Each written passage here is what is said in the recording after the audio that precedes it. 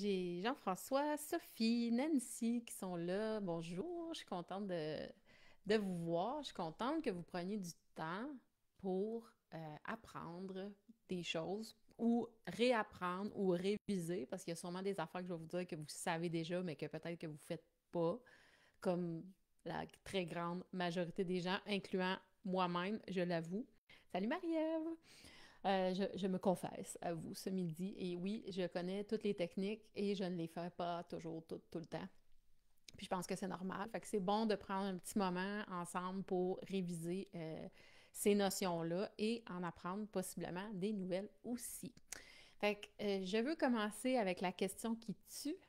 Écris-moi en commentaire sur une échelle de 1 à 10 à quel point tu te sens stressé. 1 étant, je suis tellement zen qu'on dirait même pas que je suis vivant. Je niaise, mais en tout cas, tellement zen. Puis 10, c'est, je suis plus capable, mes nerfs sont en corde de guitare, puis je pense que je vais exploser. Fait que sur une échelle de 1 à 10, bonjour Nathalie, dis-moi, est-ce que tu es super zen à 1 ou est-ce que tu es 10 plus capable? Puis comment le stress affecte ton quotidien?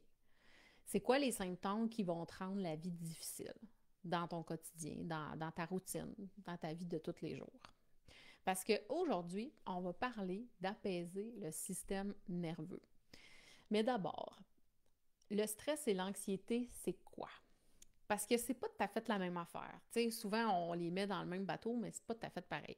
Fait que le stress, c'est une réaction physiologique face à une situation qu'on perçoit comme insurmontable. Puis là, ici, je mets beaucoup d'accent sur le perçoit. Parce que c'est une situation pour laquelle on a l'impression qu'on ne possède pas les ressources internes ou externes pour la surmonter. Fait que c'est ce qui fait qu'on devient stressé puis qu'on sent qu'on a besoin d'un rush d'adrénaline pour surmonter la situation. Tandis que l'anxiété, c'est une réponse émotionnelle plus intense, qui a tendance aussi à être plus persistante, qui va être souvent caractérisée par une inquiétude excessive et une appréhension et une peur face à des situations futures incertaines. Fait que l'anxiété implique énormément de lecture dans le futur. Qu'est-ce que le futur... Puis souvent, ça va être des scénarios catastrophes. Puis dans les deux cas, ça va provoquer des réactions physiologiques comme une augmentation du cortisol puis de l'adrénaline. Ça va augmenter nos capacités physiques et mentales aussi pour nous permettre de survivre à la situation qu'on perçoit comme dangereuse.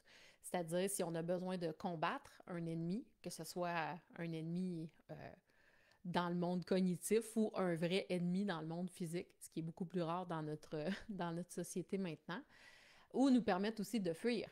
On a besoin de courir vite.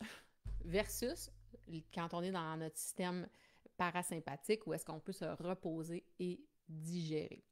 Fait que, mais à la base, le stress, il existe parce que c'est utile, parce que c'est ça qui nous permet de survivre comme espèce. Mais il peut être... fait que, il est utile, mais en trop grosse dose, c'est pas bon, on le sait.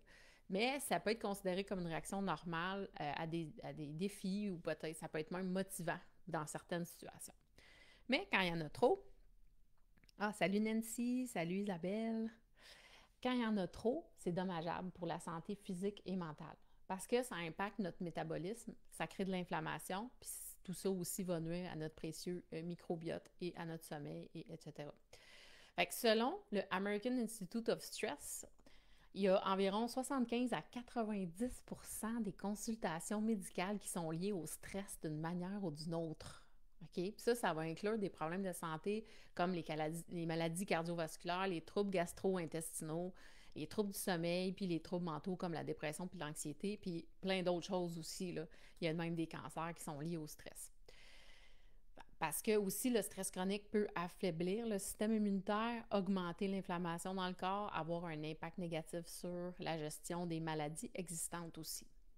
Fait que même si le stress n'est pas toujours la cause directe des maladies, il va jouer un rôle significatif dans leur développement et leur exacerbation, leur augmentation. Fait que, sans vouloir t'alarmer avec ça, okay, parce que c'est pas le but, je veux pas t'ajouter du stress sur le stress puis que tu sois stressé d'être stressé, c'est vraiment, vraiment pas ça la patente, là, c'est pas le but du tout de l'exercice. Je veux juste te démontrer que c'est un sujet qui est vraiment à prendre au sérieux. Fait que c'est quoi la méthode que moi j'utilise puis que j'enseigne à mes clients pour apaiser le système nerveux. Fait que la première étape, là, c'est identifier la source du stress. Pour savoir qu'on a un problème, il faut savoir qu'on a un problème. Puis pour ça, j'utilise l'acronyme CINE que tu as sûrement déjà entendu. Fait que c'est 4 lettres, c'est C-I-N-E. Le C pour le manque de contrôle, le I pour qu'est-ce qui est imprévisible, le N pour qu'est-ce qui est nouveau, puis le E pour qu'est-ce qui est une menace à notre ego. Puis ça, souvent, on fait de la télépathie. Hein? On s'imagine que les gens pensent de quoi de négatif sur nous, puis là, ça nous crée du stress. Ça, c'est un autre sujet. Fait que, dis-moi en commentaire, présentement, qu'est-ce qui fait que tu es stressé? Est-ce que tu sais c'est quoi le problème qui te tire du jus actuellement? Puis il entre dans quelle catégorie? Est-ce que c'est parce que tu manques de contrôle? Est-ce que c'est parce que c'est imprévu? Parce que c'est nouveau? Ou parce que c'est une menace à ton ego? Puis des fois, il y en a plusieurs. Un problème peut rentrer même dans les 4 catégories. Fait que, on arrive avec les 3 façons de dealer avec le stress.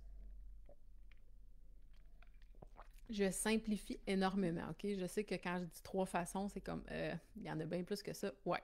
Mais il y a 3 grandes familles, puis après ça, ça se découle de différentes façons. Puis aujourd'hui, on va en parler de une en particulier, qui est la 3e, puis je t'explique pourquoi. Fait que, la première façon de dealer avec le stress, c'est régler la situation ou éliminer le problème. Souvent, on a l'impression qu'on est pris dans des situations puis qu'on ne peut pas éliminer le problème, ce qui n'est pas toujours le cas. C'est qu'on n'ose pas se choisir puis se faire passer en priorité. Ça, c'est un autre sujet aussi. Numéro 2, accepter la situation, donc vivre avec le problème.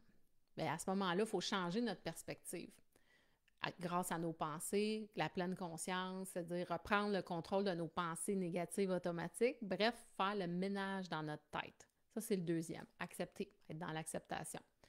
Puis le 3e, c'est apaiser le système nerveux, le sujet dont on parle aujourd'hui.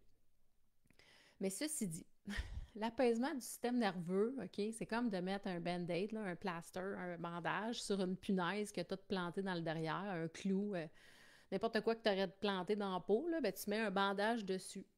Ça ne va pas régler le problème à la source. Fait que c'est pour ça que je le mets en 3e. Pour moi, c'est bien plus important de régler le problème ou l'éliminer, être en mode acceptation, changer notre perspective sur le problème, puis en dernier, c'est l'apaisement du système nerveux. C'est sûr que ça peut nous aider à passer au travers de certaines situations parce que le stress, on ne peut pas toujours l'éliminer à la source. Fait qu'à ce moment-là, il faut travailler à se calmer les nerfs. Puis calmer les nerfs, c'est donc de calmer le système nerveux parce que, puis notre cerveau, parce que tout ça, c'est relié ensemble. Hein? Notre système nerveux, c'est toutes nos neurones. Puis c'est quoi nos neurones? C'est qu'est-ce qui compose notre cerveau. Fait que si je mets ça bien simple, quand je parle de calmer les nerfs, c'est, en fait, on a 2 vitesses dans le cerveau. OK? C'est go puis stop. Fait qu'on a des neurones excitateurs qui sont comme « Hey, let's go, hey, drop la sauce, paye sur le gaz, go, go, go, go, go », versus des neurones inhibiteurs qui, eux, vont être comme « Wow, les moteurs! » OK? On relâche la pression, on freine, puis on stoppe la chaîne, la réaction en chaîne, si on veut. Fait que là, ce qu'on veut, c'est travailler avec nos neurones inhibiteurs, ceux qui vont être capables de nous faire respirer. OK? Puis c'est important de toujours garder en tête, OK, que les pensées puis les émotions sont aussi importantes en santé globale que ce qu'on mange, ce qu'on boit, puis comment on bouge, comment on dort, OK? Pensées, émotions et corps sont aussi importants les uns les autres. Corps, esprit, émotion. C'est vraiment super important à retenir comme concept parce que c'est vrai que souvent, c'est juste une pensée qui va nous faire avoir une émotion, puis là, ça déclenche une réaction en chaîne, puis on surfe cette vague-là. Puis à l'inverse, si on mange pas bien, mettons, on mange beaucoup de sucre, ben on va être plus anxieux, on va être plus stressé, on va mal dormir, ça va avoir une réaction en chaîne aussi. Fait que les 2 sont aussi importants. Fait que c'est pour ça que, ben les 3, c'est pour ça que les stratégies pour apaiser le système nerveux, ça inclut les 3. Corps, esprit, c'est-à-dire esprit et pensée, puis émotion, ça c'est plus ton âme, ton énergie vitale. Fait que voilà, j'arrive aux meilleures stratégies naturelles efficaces pour apaiser ton système nerveux en cas de stress et d'anxiété. Puis j'aime bien dire aussi c'est quelques-unes des meilleures stratégies parce que c'est pas dans une une présentation d'une trentaine de minutes sur l'heure du midi que je vais pouvoir faire le tour. Ça prendrait un cours de plusieurs heures pour faire le tour. Est-ce que ça va jusqu'ici? Est-ce que tout le monde est encore avec moi? J'espère que je n'ai pas augmenté votre niveau de stress. Je l'espère. Mais si c'est le cas, ben, je vais vous proposer de faire un petit exercice vraiment agréable, drette là, OK, qu'on va le faire ensemble. Parce qu'une des meilleures stratégies pour apaiser le système nerveux, c'est la respiration profonde et la relaxation. Ça peut réduire immédiatement le stress. Okay? C'est comme pas mal instantané. Même si on ne le sent pas nécessairement sur le coup, ça a un effet quand même. Fait que je vais vous parler de variabilité cardiaque ce midi. Tantôt, j'ai parlé de combattre ou fuir ou se reposer puis digérer. Bien, ces deux énergies-là, ces deux systèmes-là, c'est-à-dire le système sympathique puis le système parasympathique, ils sont toujours en train de travailler ensemble dans le corps. Si le système sympathique est activé, le parasympathique est désactivé et vice-versa. À chaque fois qu'on inspire, le système sympathique s'active et notre rythme cardiaque va accélérer. À chaque fois qu'on expire, là, on s'en va plus vers le parasympathique, puis notre rythme cardiaque va ralentir. C'est sûr qu'on ne le sent pas, OK? Mais si on se fait connecter des électrodes sur le corps, c'est détectable. Puis même les montres intelligentes vous le disent possiblement qu'il y a des fois des variations dans votre variabilité cardiaque. Puis plus elle est grande, plus c'est un signe qu'on est en santé. Fait que c'est quelque chose qu'on peut s'amuser à entraîner parce que c'est bon pour le corps, en fait. Fait que ce qu'on va faire ensemble, c'est la respiration 4-7-8.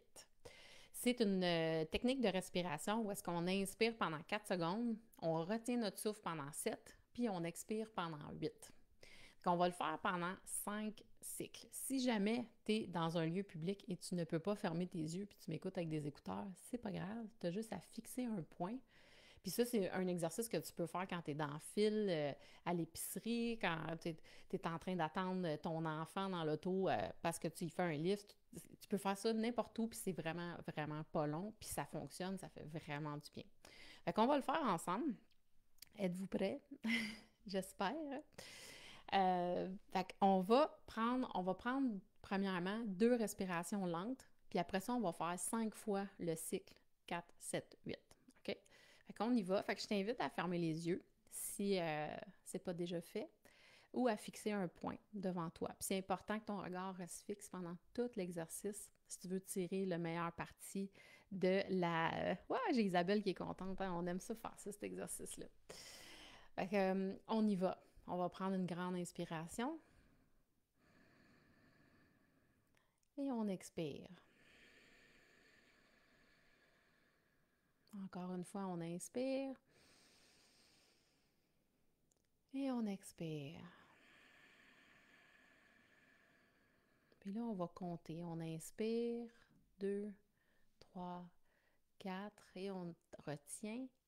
2, 3, 4, 5, 6, 7. Et on expire.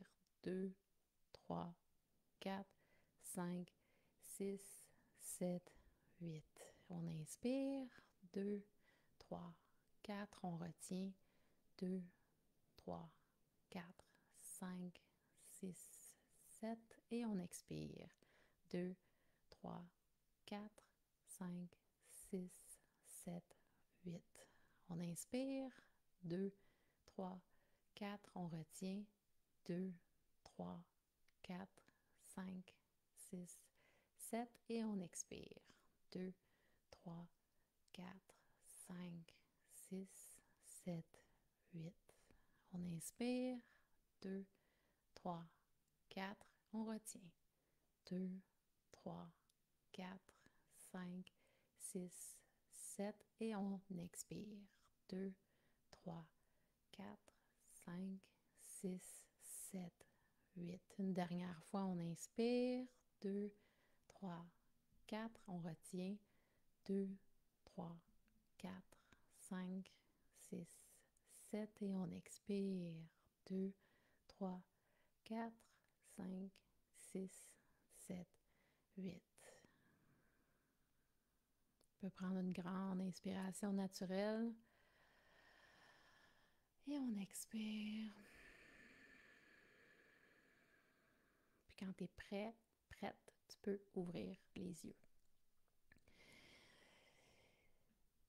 Tu me diras en commentaire si tu as senti un petit relâchement dans la tension dans ton corps, autant la tension mentale que la tension physique, ou si tu n'as rien senti du tout. C'est différent pour chacun. Puis même si tu ne le sens pas, ça fait quand même effet. Puis là, c'est sûr qu'on l'a fait juste pendant 5 respirations. C'est déjà suffisant pour, dans le fond, renverser. J'appelle ça contourner le programme en passant par le corps. Quand on est en mode stress, bien, souvent nos pensées s'emballent puis on perd le contrôle avec nos pensées. Puis quand on fait cet exercice-là, on contourne le programme, on bypass en passant par le corps. Ensuite, deuxième stratégie qui est vraiment, vraiment bonne pour apaiser le système nerveux, puis ça va vraiment en lien avec ce qu'on vient de faire, on parle de la méditation puis de la pleine conscience. Puis là, à ce moment-là, ce qu'on va venir ajouter, c'est un peu le contrôle des pensées. On ne les contrôle jamais totalement, les pensées. Okay, ça, c'est une fausse croyance. Mais on peut choisir de les ramener vers un filon conducteur qui nous convient à nous puis qui est constructif et bénéfique pour ce qu'on est en train de vivre. Fait que se faire des scénarios positifs au lieu de se faire des scénarios catastrophes. Puis s'entraîner à faire ça, éventuellement, va faire en sorte que plus souvent, on va avoir des idées positives que des idées négatives qui vont se mettre à nous popper puis à nous déranger. Ensuite, un autre, le troisième, qui est en fait aussi en lien avec les deux premiers, parce que c'est pas tout à fait la même catégorie. Bien, en fait, c'est la même catégorie, mais c'est des pratiques différentes. On va parler des pratiques de relaxation, comme de la visualisation guidée, écouter de la musique apaisante, utiliser de l'aromathérapie, prendre un bain chaud avec des sels de bain, comme du petit sel d'Epsom. C'est très relaxant, avec des chandelles. Bon, tout ça va aider à relaxer le corps. J'aime aussi beaucoup utiliser les yoga nidra, puis les balayages corporels, qui sont sensiblement la même chose à quelques différences près, où est-ce que, tu sais, on va vraiment aller habiter le corps en pleine conscience, puis aller ressentir comment se sentent les différentes parties du corps. Fait qu'on part des orteils jusqu'au bout des doigts, la tête, le contact avec le corps. Fait que ça, on est vraiment dans le moment présent, puis on revient à habiter comment on se sent, les sensations de notre corps. Puis remarque que j'ai dit des pratiques de relaxation parce que ça implique qu'il faut pratiquer régulièrement. Tout comme l'exercice physique régulier. On le sait, l'exercice, ça aide à réduire les hormones du stress comme le cortisol, puis ça stimule la production d'endorphines. Fait que ça améliore l'humeur puis le bien-être. Ça nous permet aussi de sortir le trop-plein d'énergie que le corps nous injecte en masse pour combattre ou fuir. Puis là-dessus, j'aime aussi beaucoup utiliser l'analogie. J'avais vu un documentaire à un moment donné, j'aime beaucoup National Geographic. Puis il y avait un hélicoptère qui poursuivait un ours polaire, okay, pour pouvoir lui installer une balise de localisation. Puis ils attendent toujours les équipes de scientifiques de s'assurer que l'ours polaire est en bon état à son réveil. Fait qu'ils se mettent plus loin puis ils attendent qu'il se réveille une fois que la balise est installée. Mais l'ours, comme il s'est fait poursuivre par un hélicoptère, il a eu vraiment peur de mourir, puis il a couru vraiment, vraiment fort, mais ça impliquait quand même qu'il y ait beaucoup de cortisol puis d'adrénaline dans son système. À chaque fois que l'ours se réveille, il y a des tremblements pendant 3-4 minutes. Puis ça lui permet, puis c'est magnifique, là, la nature est bien faite, ça lui permet d'éliminer le cortisol puis l'adrénaline. Parce que sinon, il y en aurait trop dans son système, puis ça serait toxique pour lui. Fait que le fait qu'il tremble vraiment, vraiment beaucoup, là, ça l'aide à vraiment calmer son système nerveux. Fait que le sport nous aide à sortir le trop-plein de cortisol puis d'adrénaline. Fait que, tu sais, moi, je dis souvent à mes clients, si tu sens que tu as des palpitations, tu files pas bien, là, tu sais, parce que là, tu sens qu'il y a beaucoup de nervosité puis d'anxiété qui s'installe, ben va prendre une marche, bouge, monte puis descends les escaliers pendant 10 minutes si tu n'as pas le temps d'aller prendre une marche. Tu vas voir que ton système va s'apaiser après parce que tu vas l'avoir éliminé. Fait que j'aimerais ça que tu me dises en commentaire si tu fais assez de sport à ton goût présentement. Est-ce que tu as l'impression que tu sors le trop-plein, que tu sors le méchant assez à ton goût? Puis sinon, pourquoi tu penses que tu le fais pas? Je sais que souvent, c'est le manque de motivation, mais y a-tu d'autres raisons, tu sais? Ensuite, 5e stratégie, yoga ou stretching. Pratiquer le yoga ou simplement faire des étirements, ça détend les muscles, puis ça calme l'esprit aussi. Les étirements permettent de sécréter des endorphines. Puis en plus, ben, en yoga, on met beaucoup l'accent sur la respiration. Pendant des longues périodes de temps, on va se concentrer, tu sais, que ça soit 15, 30, 1 heure, tu sais, on va se calmer avec une respiration qui est toujours dans notre conscience pendant cette période de temps-là. Puis c'est vraiment merveilleux. Ensuite, passer du temps dans la nature. Hey, là, ça, c'est une prescription vraiment le fun, je trouve, là. Que ce soit en marchant dans un parc ou en jardinant, c'est reconnu pour réduire le stress et améliorer l'humeur. Puis en plus, en santé quantique, on reconnaît que l'humain est adapté vraiment pour vivre dehors. On a vraiment besoin de la lumière du soleil, des odeurs de la nature, les odeurs de la forêt. Tu sais, la terre mouillée là, après la pluie, ça sent tellement bon qu'on a besoin de bouger dehors, exactement comme nos ancêtres le faisaient. On est fait pour ça. 7e stratégie, on va éviter les stimulants. Là, vous allez me dire, « Hé, boy, elle est assez évidente celle-là, hein? » On va réduire la consommation de caféine, nicotine, alcool, boissons énergisantes parce que ces substances-là peuvent aggraver l'anxiété puis surtout perturber le sommeil. 1 ou 2 cafés en matinée, c'est vraiment bien pour les fonctions cognitives en passant. Ça va stimuler la circulation sanguine, ça va allumer, si on veut, notre petit sapin de Noël dans notre cerveau. Mais ensuite, c'est préférable de passer à des boissons comme de l'eau, du kombucha, des tisanes. Ça va être meilleur. Numéro 8, l'alimentation équilibrée. J'en parle souvent, mais j'ai hâte que les gens fassent vraiment le lien entre manger sainement et être de bonne humeur puis être moins stressé. Manger vraiment de façon équilibrée, ça va aider à maintenir des niveaux stables de glucose sanguin. Fait que ça stabilise l'humeur. Fait que les protéines, les légumes, pour le microbiote, boire beaucoup d'eau. On peut utiliser aussi les adaptogènes. Je rentre ça dans l'alimentation parce que c'est un supplément, mais tu sais, l'ashwagandha, c'est vraiment une plante qui est hyper bonne pour le système nerveux.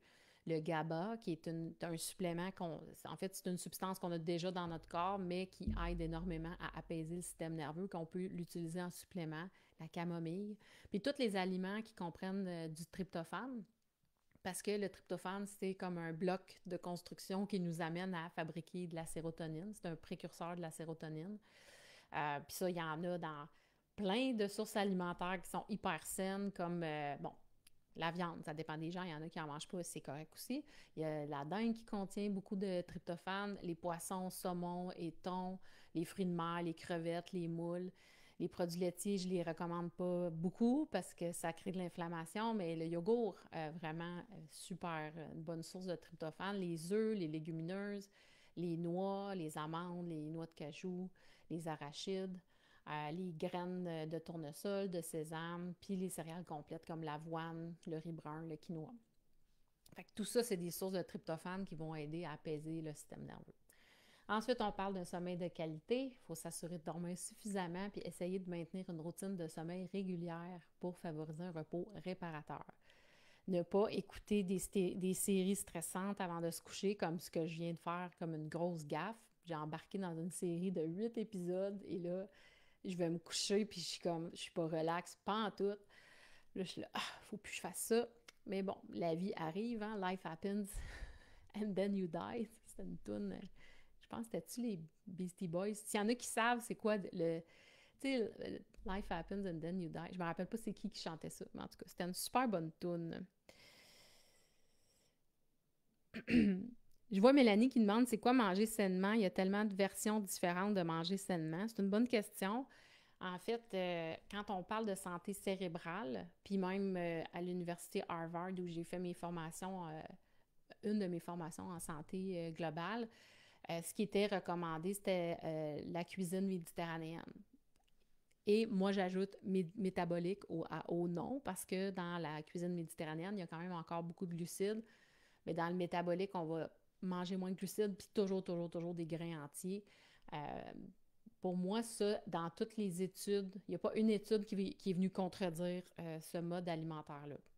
Après, ben là, il faut aussi s'adapter en fonction de notre corps puis de notre métabolisme. Il y a des gens qui vivent avec des conditions qui font que certains aliments ne passent pas. Ben, il faut être à l'écoute de notre corps aussi. Fait que si je reviens au sommeil, j'ai fait un live qui s'appelle « Comment maximiser l'efficacité de ton sommeil ». Tu peux prendre l'outil de recherche sur le groupe. Là, quand tu vas dans le groupe l'Académie Happy Brain, tu cliques sur la petite loupe, puis tu fais recherche sommeil, puis tu devrais le voir. C'est vraiment quelque chose à mettre en priorité dans tes projets de santé. Ensuite, le support social. Parler de tes sentiments, de comment tu te sens, et non pas juste gratter le bobo puis tourner en rond, là, puis ruminer, c'est pas ça l'idée. L'idée, c'est de ventiler, pas parler à des amis, un thérapeute, pour te sentir soutenu puis moins isolé. Mais c'est ça, l'idée, c'est pas juste de tourner en rond dans notre petite boîte de négatifs, c'est de parler de façon constructive de qu'est-ce qu'on vit aussi pour trouver des solutions. Puis les connexions sociales positives sont un pilier vraiment, vraiment important de la santé de ton cerveau. On a vraiment besoin des autres. On est des animaux de clan. On a besoin de sentir qu'on appartient à une tribu parce que dans notre histoire d'humanité, quand un individu seul avait très peu de chances de survie, qu'on a besoin d'être entouré. Il m'en reste deux. Il reste les sons binauraux, puis des techniques de massage du nerf vague. Mais je commence avec les sons binauraux. C'est des trames audio qui vont impliquer l'utilisation de deux tons différents pour créer une perception auditive unique pour équilibrer en fait l'énergie entre l'hémisphère droit et l'hémisphère gauche. Tout ça dans le but qu'on ait des bébites électriques. Notre cerveau, notre système nerveux fonctionne avec des impulsions électriques, oui, avec des neurotransmetteurs, des neurohormones, puis plein d'autres sortes de substances, mais en fait, à la base, c'est des impulsions électriques qu'il y a dans notre cerveau. Fait que ces fréquences sonores-là vont venir équilibrer les deux hémisphères puis les faire travailler en harmonie. J'ai déjà vu des images vraiment tripantes là, de avant-après, juste 20 minutes d'écoute de sons binauraux. L'activité dans le cerveau, au départ, était très désorganisée puis un peu bordélique. Je suis sûre que vous savez de quoi je parle. Des fois, on a l'impression qu'on a complètement perdu le contrôle sur nos pensées, là. Alors qu'après avoir fait l'écoute des sons binauraux, l'équilibre était, on se retrouvait un petit peu plus égal partout dans le cerveau. Fait que ça, c'est comme agréable. C'est comme, ah, OK, mon cerveau respire. Fait qu'il y a différentes zones. Mais celles qu'on va utiliser le plus pour la relaxation, ça va être les deltas, qui sont appropriés pour le sommeil profond puis le repos régénérateur. Après ça, les fréquences θ, qui sont vraiment aussi utilisées pour la relaxation profonde, la méditation, puis améliorer la créativité. Puis la alpha, qui, elle, va être calme, relaxation, concentration, détendue. Fait que, c'est quand on est de 0,5 à 12 Hz, on est quand même dans des ondes qui sont apaisantes. Fait que on peut trouver facilement sur Internet des musiques relaxantes avec des harmoniques binaurales. Puis il y en a qui vont avoir des relaxations guidées qui vont s'ajouter à ces sons-là, puis ça va être vraiment bénéfique parce que ça peut travailler en collaboration. Il peut y avoir quelqu'un qui te parle par-dessus les sons, puis les sons, ils font quand même leur job. Puis c'est important, c'est recommandé dans la majeure partie des cas. Je sais que Dr Beauregard, Mario Beauregard, qui a fait une super belle série là, de sons binauraux, lui, il dit qu'il y a t'as pas besoin d'écouter des écouteurs, de l'écouter avec des écouteurs stéréo pour que chaque oreille reçoive le ton différent. Lui, il dit que ça peut fonctionner sans les écouteurs stéréo, mais d'habitude, c'est vraiment les autres trames, mettons, si tu en utilises d'autres, ça ne fonctionnera pas si tu n'as pas des écouteurs stéréo. Puis, pour terminer, je termine avec les techniques de massage du nerf vague. Okay? Il y a 3 façons de masser le nerf vague. Le nerf vague, c'est lui qui va venir dire à ton corps si tu dois être en mode sympathique, c'est-à-dire combattre, offrir, ou parasympathique. Tu peux te reposer puis digérer. Tu peux faire du humming parce que le nerf vague, il passe... En fait, tu vas voir les 3, là, ça se passe vraiment beaucoup autour des oreilles puis de la gorge parce qu'on a accès au nerf vague à cet endroit-là. Pourquoi ça s'appelle le nerf vague? Parce qu'en fait, le nerf vague, il vagabonde partout dans le corps pour aller dire à nos différents organes vitaux s'ils doivent soit s'activer ou se désactiver. Tu sais, je donne un exemple. Si tu tombes super stressé, ta digestion va se désactiver parce qu'en fait, le corps va aller mettre de l'énergie dans tes muscles à la place pour que tu puisses combattre ou fuir. Fait que le signal passe vraiment, tu sais, dans le cou. Fait qu'on peut faire du humming qui va stimuler doucement le nerf parce qu'on va faire des vibrations en faisant le bourdonnement. Il y a des méditations en yoga qui utilisent cette technique-là. On fait juste inspirer, puis quand on expire, on fait le son comme une abeille, en fait. Puis là, je commence à avoir la gorge sèche, fait que mon humming n'était pas très beau, là, je m'excuse, je suis pas digne là, d'une chanteuse d'opéra de humming, mais c'est vrai que ça fonctionne vraiment bien, un petit 5 minutes à faire ça, tu t'en vas dans un petit coin tout seul, ça tu le fais peut-être moins dans une file d'attente, ça peut passer pour un peu weird, mais quand tu es toute seule dans ton auto, ça se fait bien. Ensuite, il y a un massage, il y a une technique de massage des oreilles, OK? Puis vraiment, là, c'est vraiment spécial, mais moi, ça fonctionne. Dès que je le fais, je me mets à bâiller. Fait on insère le doigt dans l'oreille. En fait, au départ, on peut tirer l'oreille vers le bas, vers le haut. Tu sais, on essaie d'assouplir un peu l'oreille, puis on observe voir est-ce que mon oreille est raide, tu sais, puis tu peux comparer les deux oreilles. On a souvent une oreille qui est plus raide que l'autre. Fait que tu la tires par en bas, par en haut, par en arrière. Puis, tu vas rentrer ton doigt, puis ce que tu veux, c'est appuyer vers l'arrière dans le trou. Fait que tu vas pousser doucement, là, c'est très, très doux, OK? Puis tu fais des petites rotations. Puis là, ben, c'est sûr que là, ce midi, on le fera pas pendant 10 minutes, là. Mais habituellement, tu le fais, j'ai déjà le goût de bailler. C'est ridicule. Ça marche super bien pour moi. Il y a des gens pour qui ça prend beaucoup plus de temps avant que l'effet apparaisse, mais moi, ça a l'air que mon nerf vague est sensible, il est hyper sensible comme le reste de ma personnalité. Puis la dernière technique que moi, j'aime un petit peu moins parce qu'elle n'est pas le fun à faire, pour moi, il y a peut-être des gens pour qui ça peut être super agréable, mais on parle de faire des gargarismes de 15 à 30 secondes en faisant un bruit comme, tu sais, ou un O ou un A, là. Puis là, je ne vous le ferai pas pour toutes les raisons que vous pouvez vous imaginer. Je ne vais pas vous le démontrer pendant le live, mais ça aussi, ça fonctionne bien. Euh, Quand on parle de guérison des commotions, là, quand je parle souvent, une des premières étapes pour guérir une commotion, c'est d'apaiser le système nerveux. Euh, ben, le gargarisme fait partie des exercices là, qui nous enseignaient là, dans le programme Concussion Fix avec Cameron Marshall. Fait que voilà, j'ai fait le tour rapidement, OK, de 12 stratégies naturelles qui peuvent aider à apaiser ton système nerveux puis à réduire le stress puis l'anxiété. euh, de... Je regarde un petit peu les commentaires en même temps que je vous parle, mais je vais aller répondre tantôt s'il y a des questions parce qu'aujourd'hui, on dirait que j'ai pas assez fait le tour des commentaires pendant la diffusion, là.